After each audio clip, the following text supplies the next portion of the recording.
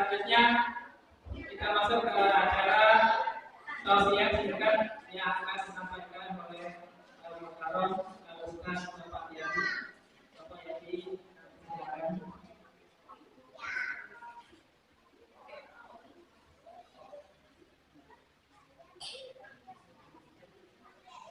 Assalamualaikum warahmatullahi wabarakatuh.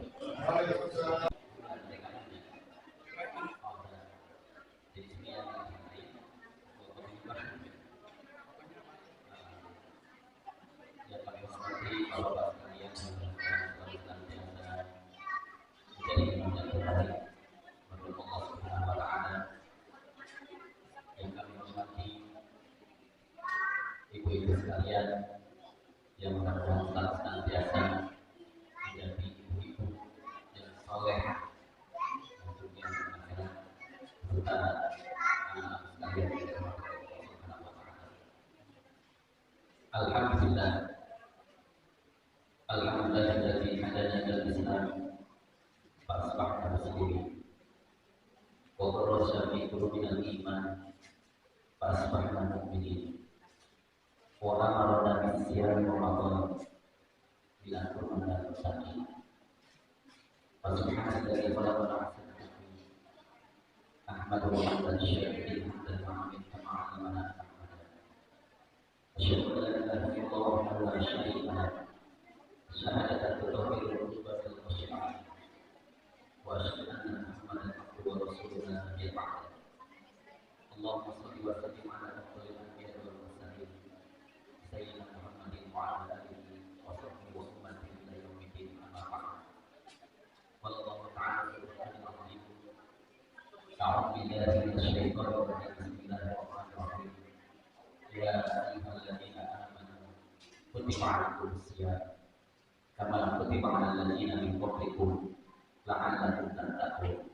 Surat Al-Baqarah ayat 153. Bapak-bapak sekalian, ibunda yang dirahmati oleh Allah Subhanahu wa taala. Puji syukur pada kesempatan dalam kita buka bersama, Allah mengumpulkan kita sehingga nampak terbentuknya sebuah ukhuwah kekeluargaan yang kuat di antara ayah dan ibunda. Mudah-mudahan perkumpulan ini menjadi saksi kita berlomba-lomba dalam kebaikan, kita menolong agama Allah Subhanahu wa taala dan selalu senantiasa mengadakan kebaikan dan kebenaran di permukaan bumi ini sehingga semuanya akan menjadi amal soleh kita di hadapan Allah Subhanahu wa taala. Amin ya Allah ya rabbal alamin. Salawat dan salam marilah kita selalu senantiasa sanjungan hari bagi alam Nabi besar Muhammad sallallahu alaihi wasallam. Tentu setiap syariat, setiap keimanan itu harus ada pelopor. Sehingga kita yang paling utama yaitu Nabi kita Muhammad sallallahu alaihi wasallam yang mengajarkan kita dan memberikan contoh bagaimana kita beribadah kepada Allah Subhanahu wa taala, bagaimana kita mengolah keyakinan keimanan kita kepada Allah Subhanahu wa taala. Sehingga dengan keimanan, keyakinan kita kepada Allah Subhanahu wa taala, iman itu tidak hanya sebatas terucap di dalam lisan kita, tetapi iman itu mampu diterjemahkan dalam bentuk tindakan amal soleh kita di hadapan Allah Subhanahu wa taala. Salah satunya adalah sholat ini merupakan bagian dari amal soleh yang didasari oleh keyakinan atau keimanan kita di hadapan Allah Subhanahu wa taala. Sehingga kata Allah Subhanahu wa taala dalam surah Al-Hijr ayat 99, wa'budu rabbaka hatta ya'tiyakal yaqin. Beribadah kalian kepada Allah Subhanahu wa taala sampai ibadah yang didasari iman, sampai ibadah yang dilakukan oleh kita semuanya melahirkan keyakinan bahwa ibadah ini melahirkan keyakinan bahwa kita akan berpulang kepada Allah Subhanahu wa taala kepada hari akhirat kelak di hadapan Allah Subhanahu wa taala. Kita membawa amal soleh kita dan membawa iman kita serta takwa kita di hadapan Allah Subhanahu wa taala. Bapak-bapak sekalian yang dirahmati Allah Subhanahu wa taala, Tentu di momentum bulan Ramadan ini kita sering mendengar surat kedua Al-Baqarah ayat 183. Ya ayyuhalladzina amanu kutiba alaikumus syiyam. Hai orang-orang yang menyatakan dirinya beriman kepada Allah Subhanahu wa taala. Telah diwajibkan kepada kita semuanya yaitu menjalankan ibadah puasa Ramadan sebulan penuh. Ibadah Ramadan merupakan bagian daripada amal soleh. Tetapi amal soleh ini Allah hanya khususkan, Allah hanya panggil orang-orang yang ada iman di dalam dadanya. Sehingga panggilan ini menggunakan alhamdulillah dengan huruf huruf panggilan tanpa batas. Coba Pak Ibu bayangkan, kalau manusia memanggil seluruh manusia dari timur sampai ujung barat, mampu tak manusia melakukan panggilan untuk berkumpul di satu tempat? Kayaknya bisa tahu. Tetapi karena Allah yang memanggil, Allah yang menciptakan kehidupan ini, Allah yang menjaga dan Allah yang memberikan petunjuk dalam kehidupan ini, sehingga ketika Allah panggil dengan harmonia panggilan tanpa batas, baik orang yang imannya berkurang, imannya menengah atau imannya tinggi, Allah panggil semuanya dengan kata-kata iman. Ya ayyuhalladzina amanu, hai orang-orang yang menyatakan dirinya beriman kepada Allah Subhanahu wa taala. Kenapa? Karena setiap amal soleh di dalam Al-Quran selalu disandingkan dengan kata-kata iman. Alladzina yu'minuna bil ghaib wa yuqimuna shalah. Orang-orang yang beriman kepada Allah Subhanahu wa taala pasti menunjukkan kepada Allah Subhanahu wa taala keimanannya tidak hanya sebatas terucap di dalam lisan, tetapi keimanannya dibuktikan dalam bentuk amal soleh kita di hadapan Allah Subhanahu wa taala. Salah satunya sekarang kita lagi melaksanakan puasa Ramadan. Sehingga kata Allah, ya ayyuhalladzina amanu kutiba alaikumus syiyam. Hai orang-orang yang menyatakan dirinya beriman kepada Allah Subhanahu wa taala, kutiba alaikumus syiyam, telah diwajibkan kepada kalian semuanya berpuasa di bulan Ramadan ini. Karena kutiba alal ladzina min qablikum la'allakum tattaqun. Seperti orang-orang terdahulu, mereka melaksanakan puasa Ramadan, dan ketika kita mencontoh para nabi, para sahabat, orang-orang yang soleh dengan kekuatan iman dan siap Ramadan, maka iman dan siap Ramadan ini akan membentuk diri kita menjadi orang-orang yang bertakwa kepada Allah Subhanahu wa taala. Sehingga ini konsep kehidupan adalah hukum Allah Subhanahu wa taala. Sehingga konsep hukum dunia itu dengan bertakwa. Sedangkan konsep hukum akhirat itu adalah dengan keimanan. Sehingga ketika Allah menciptakan dunia ini serta seisinya, maka manusia mengelola dunia ini. Maka manusia memberdayakan dunia ini. Sehingga ketika dunia dikelola dan diberdayakan, maka di situ dibimbing oleh Allah Subhanahu wa taala akan dibawa kemana kehidupan ini, akan digunakan untuk apa dunia ini. Sehingga ketika agama itu sendiri dengan keimanan kita kepada Allah Subhanahu wa taala, agama menjadi solusi dalam kehidupan mengelola dan memberdayakan kehidupan di permukaan bumi ini. Sehingga urusan iman itu adalah sesuatu yang kita ucapkan, diyakinkan di dalam hati kita, dan harus mampu kita terjemahkan di dalam kehidupan kita sehari-hari. Sehingga Rasulullah SAW menyampaikan dalam sebuah hadisnya, laisal iman bil tamanni, walakin al-iman ma waqara fil qalbi wa saddaq bil amal. Tidaklah iman itu semata hanya dengan cita-cita mulia belaka. Tidaklah iman itu semata hanya dengan menggantungkan harapan mendapatkan surga di tanah yang maha tinggi. Tetapi iman itu kata Rasul adalah keyakinan yang kokoh dalam dada kita, dan itu semua dibuktikan dalam bentuk tindakan amal soleh kita di hadapan Allah Subhanahu wa taala. Sehingga kata Allah di dalam surat Al-Hujurat ayat 14 sampai 15, suatu ketika ada seorang Arab datang kepada Rasulullah SAW. Ya Rasulullah, saya telah berislam dan saya telah masuk Islam. Tetapi Rasulullah SAW tidak langsung menjawab, karena pada dasarnya setiap jawaban yang dikeluarkan oleh Rasulullah SAW itu harus melalui proses wahyu dari Allah Subhanahu wa taala. Turunlah surat Al-Hujurat ayat 14 dan 15. Qadatil aqrabul aman. Seorang Arab itu mengatakan, wahai Rasulullah, kami telah beriman. Tetapi kata Allah Subhanahu wa taala,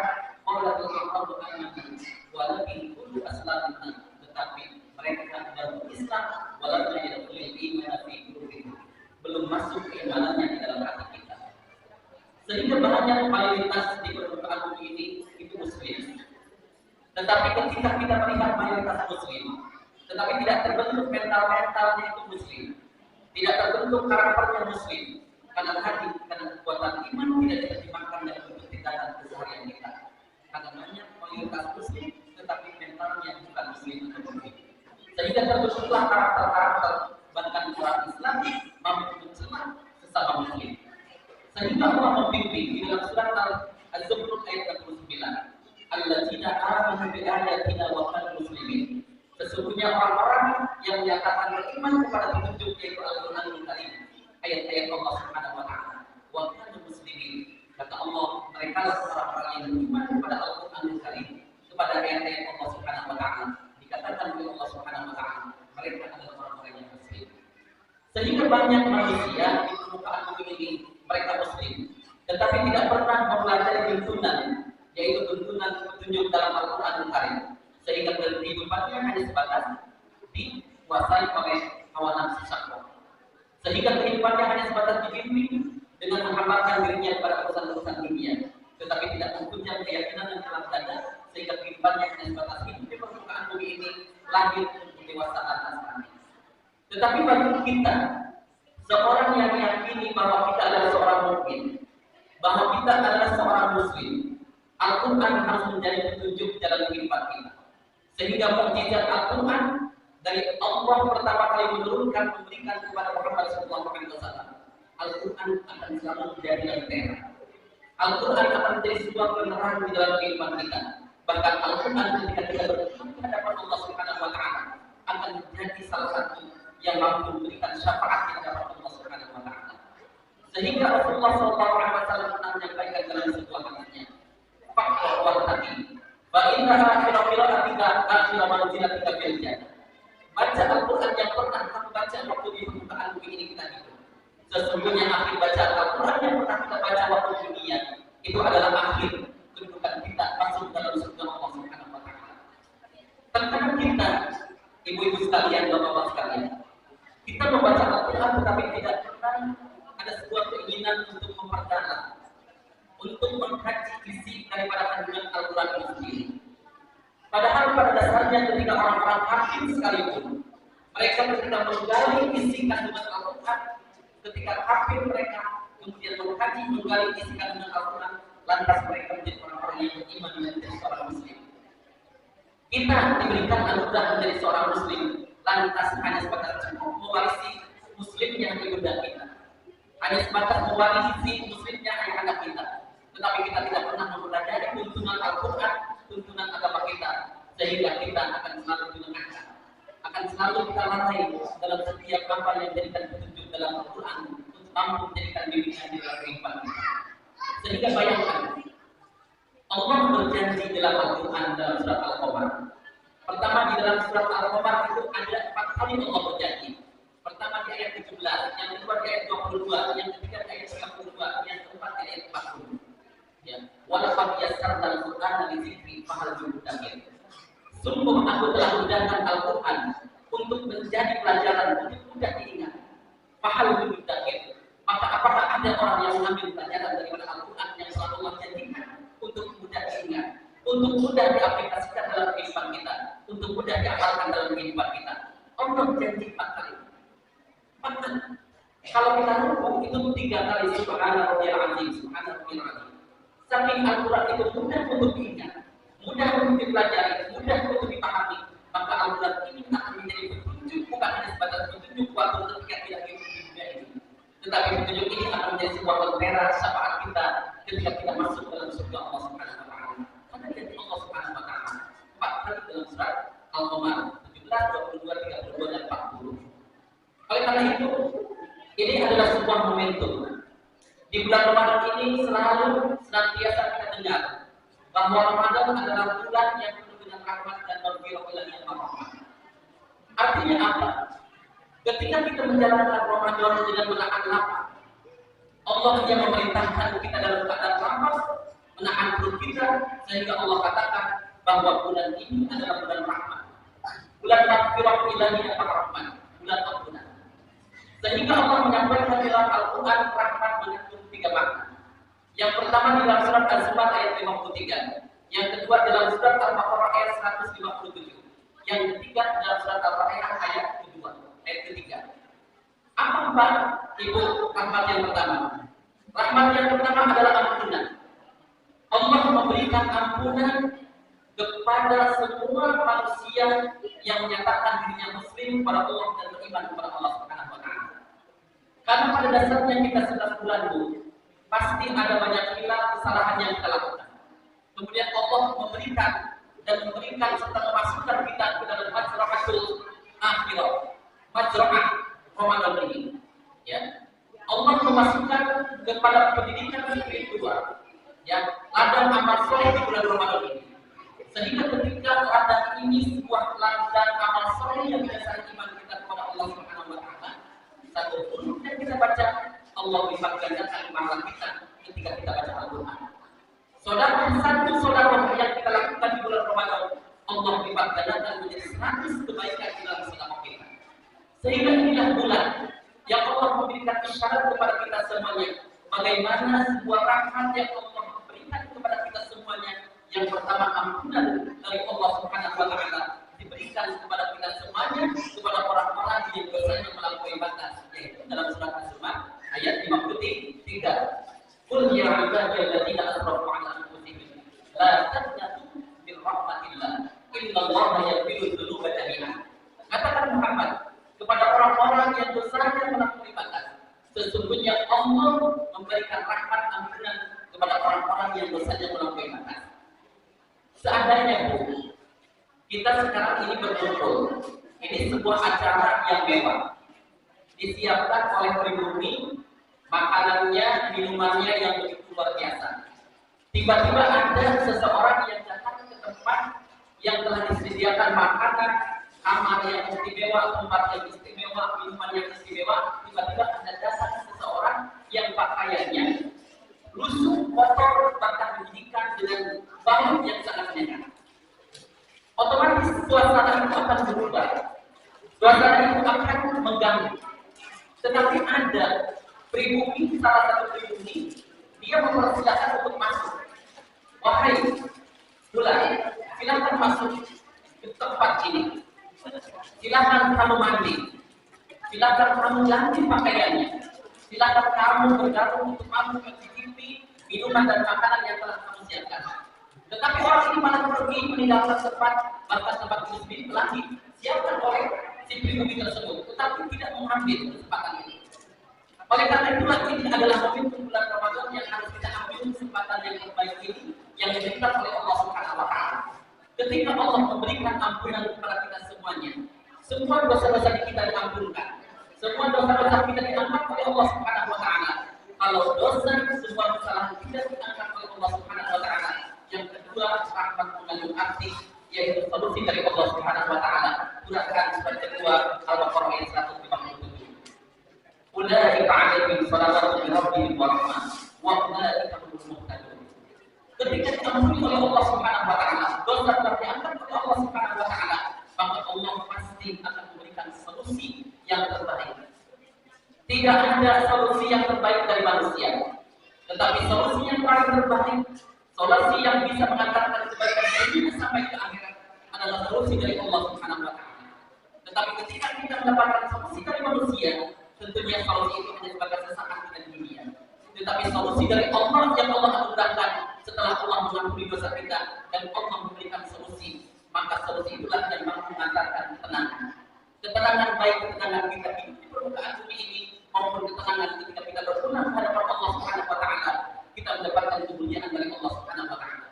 Sehingga kata Allah Subhanahu wa taala, ketika kita kembali kepada Al-Qur'anul Karim, kepada petunjuk kalam Allah Subhanahu wa taala, maka Allah katakan dalam surat Al-Isra ayat 82, "Wa nunazzilu minal Qur'ani ma huwa syifaa'un wa rahmatun lil mu'minin." Sungguh aku telah turunkan Al-Qur'an, akan menjadi Al-Qur'an ini sebagai obat di dalam hati kita, obat daripada segala solusi kehidupan kita. Dan sesungguhnya ketika Allah memberikan obat, maka Allah pun akan menurunkan rahmat. Wa nunazzilu minal Qur'ani ma huwa syifaa'un wa rahmatun lil mu'minin. Intinya apa? Obat itu, syifa itu akan diberikan dan rahmat itu akan diberikan kepada orang-orang yang mempertaruhkan keyakinannya mutlak kita milik Allah Subhanahu wa taala. Karena hati itu tanpa dasar keyakinan, tanpa pengetahuan kita mengenal Allah Subhanahu wa taala, maka setiap aktivitas yang kita lakukan tidak akan pernah bernilai ibadah di hadapan Allah Subhanahu wa taala. Sebaliknya setiap aktivitas yang didasari keimanan kita kepada Allah Subhanahu wa taala, setiap aktivitas yang didasari keyakinan kita kepada Allah Subhanahu wa taala, sebesar biji zarah pun, maka itu akan melahirkan kebaikan di hadapan Allah Subhanahu wa taala. Sehingga kata Allah Subhanahu wa taala dalam surat Al-Mulk ayat kedua, "Allazi khalaqal mauta wal hayata liyabluwakum ayyukum ahsanu amala." Allah memberikan ujian kepada kita semuanya. Sehingga kadar-kadar ujian yang diberikan oleh Allah Subhanahu wa taala, kadar kemampuan kita menerima ujian itu tergantung daripada kadar kekuatan keimanan kita di hadapan Allah Subhanahu wa taala.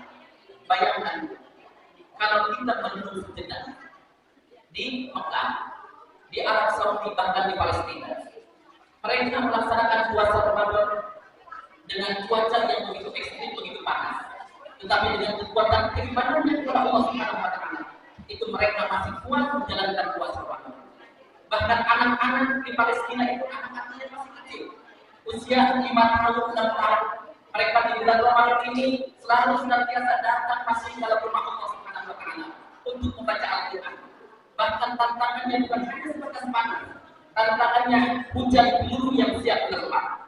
Bahkan dentuman bom yang kapan saja bisa diturunkan, tetapi tidak menjadikan patah semangat mereka untuk datang masuk ke rumah Allah Subhanahu wa taala untuk melakukan tilawah, untuk membaca Al-Qur'an di hadapan Allah Subhanahu wa taala.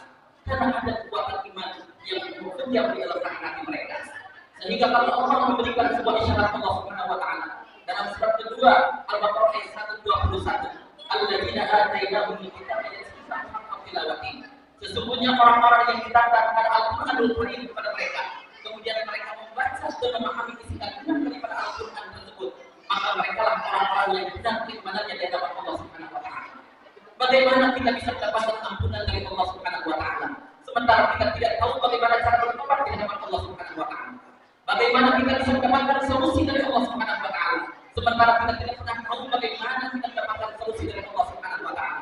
Bagaimana kita bisa mendapatkan rezeki yang tidak bisa disangka sementara kita tidak pernah mendekat kepada Allah dengan penuh kesungguhan kita kepada Allah Subhanahu wa taala? Sehingga kata Allah, ketika Allah memberikan rahmat dan solusi dari Allah Subhanahu wa taala, dosa diampuni oleh Allah Subhanahu wa taala. Solusi diberikan oleh Allah Subhanahu wa taala. Yang ketiga, Allah anugerahkan rezeki yang tidak terduga, baik rezeki di dunia maupun rezeki ketika kita berulang hadapan Allah Subhanahu wa taala. Surat Al-Fatihah ayat ketiga, Ar-Rahmanir Rahim. Allah yang memberikan rezeki waktu dari dunia, dan Allah akan memberikan kemuliaan rezeki ketika kita berulang hadapan Allah Subhanahu wa taala. Oleh karena itulah ibu-ibu sekalian yang dirahmati oleh Allah Subhanahu wa taala, mudah-mudahan momentum Ramadan ini momentum yang mampu kita bisa saling merangkul satu dengan yang lainnya. Kita bisa bersinergi satu dengan yang lainnya. Karena pada dasarnya urusan iman itu adalah urusan personal, urusan individu. Tetapi urusan ibadah itu harus mampu kita wujudkan satu dengan sama yang lainnya merangkul. Artinya tadi, ketika iman kita sudah baik di hadapan Allah Subhanahu wa taala, Allah mewajibkan, Allah memerintahkan kepada kita semuanya, kebaikan kita bukan hanya sebatas kita soleh sendirian, tetapi kebaikan kita harus mampu kita tularkan kepada anak kita. Kebaikan kita, kesolehan kita harus mampu kita tularkan kepada istri-istri kita. Kebaikan kita, kesolehan kita harus mampu kita terjemahkan kepada sekitar kita, masyarakat kita. Sehingga urusan iman itu adalah urusan personal individu, tetapi urusan ibadah Allah memerintahkan untuk merangkul satu dengan yang lainnya. Iyyaka na'budu wa iyyaka nasta'in. Kepada Allah kami beribadah, dan kepada Allah kami memohon pertolongan. Ketika setiap doa-doa yang dilakukan dalam majlis ilmu di dalam rumah Allah Subhanahu wa taala kita bermohon, 40, 50, 60 kita bermohon, pasti ketika dengan doa kita kepada Allah Subhanahu wa taala pasti ada salah satu doa yang dilakukan oleh Allah Subhanahu wa taala karena kekuatan jamaah. Oleh karena itulah kekuatan jamaah umat Islam itu terletak daripada kekuatan keyakinannya, keimanannya. Sehingga kekuatan keyakinan inilah harus melahirkan sebuah kontinuitas, kesinambungan yang harus kita jaga. Sehingga ada sebuah ungkapan seorang ulama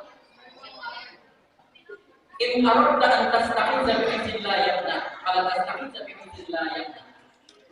Sesuatu yang kita lakukan motivasinya untuk mencari ridho Allah Subhanahu wa taala. Motivasinya untuk mendapatkan solusi dari Allah Subhanahu wa taala. Maka ibadah pun kalau diniatkan mencari ridho Allah Subhanahu wa taala, pasti ibadah apapun akan selalu senantiasa bersambung. Akan selalu senantiasa berlanjut di hadapan Allah Subhanahu wa taala. Karena motivasinya karena Allah. Tetapi sebaliknya itu, sesuatu yang diniatkan motivasinya hanya sebatas urusan dunia, hanya sebatas berkumpul, tetapi di dalam perkumpulan tersebut tidak ada sesuatu yang bisa kita terjemahkan sesuai keinginan Allah Subhanahu wa taala. Maka pastikan perkumpulan tersebut pasti akan terputus karena hanya sebatas perkumpulan kita sendiri urusan dunia, bukan untuk mencari Allah Subhanahu wa taala. Oleh karena itu setiap ibadah itu sepertinya harus senantiasa didasari motivasinya niatan karena Allah Subhanahu wa taala. Kalau seandainya ibadah motivasinya hanya sebatas pergaulan, kalau seandainya ibadah motivasinya hanya sebatas ingin dilihat manusia, kalau seandainya ibadah motivasinya untuk hanya sebatas ria di hadapan manusia, berbangga dengan urusan dunia, maka kita akan lelah, maka kita akan capek, bahkan kita akan menjadi hamba-hamba dunia. Tetapi sebaliknya motivasinya, niatnya yang apa? Didasari mencari ridho Allah Subhanahu wa taala. Maka ketika Allah memberikan ridho kita di permukaan bumi ini, tentunya ridho ketika kita berpulang ke hadapan Allah Subhanahu wa taala akan kita dapatkan.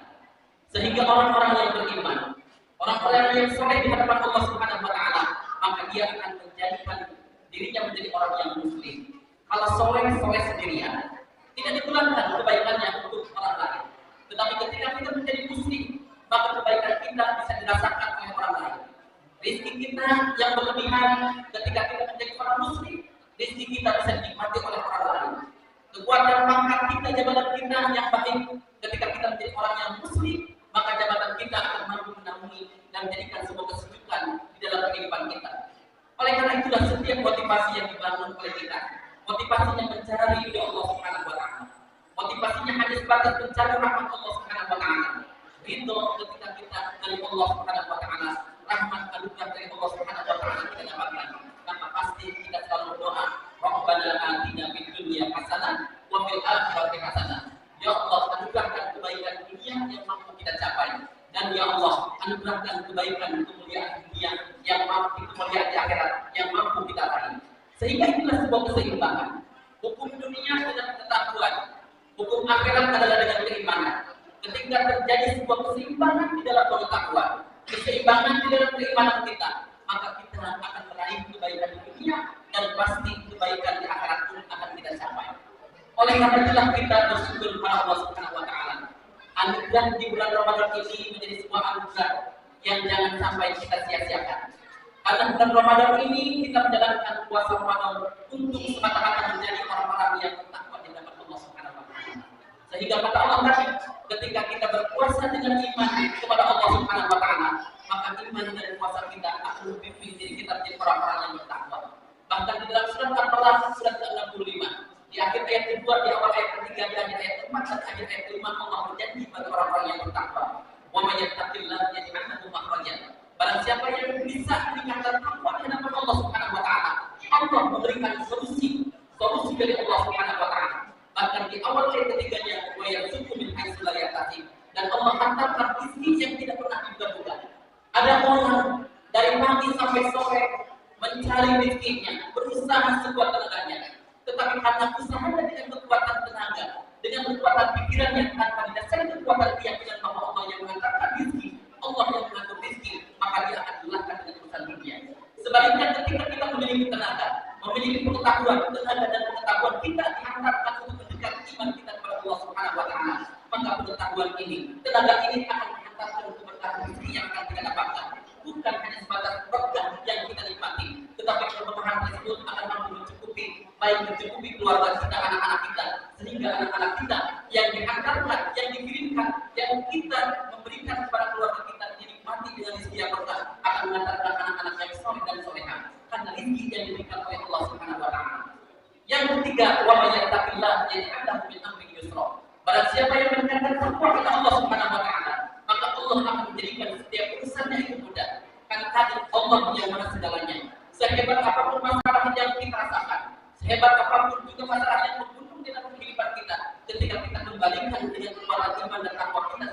kepada Allah Subhanahu wa taala. Kata Allah, "Yaj'alnahu min amrihi yusra." Allah akan jadikan dalam setiap masalahnya mudah dan mudah.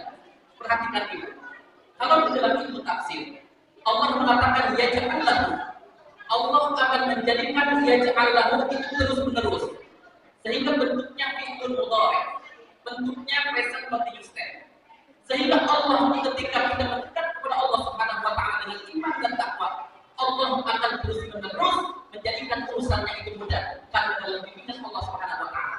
Oleh karena itulah marilah kita di bulan Ramadan ini menjelang berbulan ini selalu kita berdoa kepada Allah Subhanahu wa taala, mudah kepada Allah Subhanahu wa taala dengan berdoa, Allahumma innaka 'afuwwun karim, tuhibbul 'afwa fa'fu 'anna ya karim. Allahumma innaka 'afuwwun karim, tuhibbul 'afwa fa'fu 'anna ya karim. Allahumma innaka 'afuwwun karim, tuhibbul 'afwa fa'fu 'anna ya karim. Ketika kita diampuni oleh Allah Subhanahu wa taala dan yang terakhir kita akan iftar. Iftar yang terakhir dalam sebuah kamus yaitu fitri, yaitu ma'rifatullah, mengenal Allah Subhanahu wa taala. Kita menahan lapar dan ketika kita sekarang mau berbuka puasa, kita mengenal Allah Subhanahu wa taala. Karena menjelang sumber ini Allah akan rezeki untuk kita nikmati, untuk kita bisa beribadah kepada Allah Subhanahu wa taala. Mudah-mudahan acara ini melahirkan ridho Allah Subhanahu wa taala. Kurang lebihnya mohon maaf. Wabillahi hidayah wa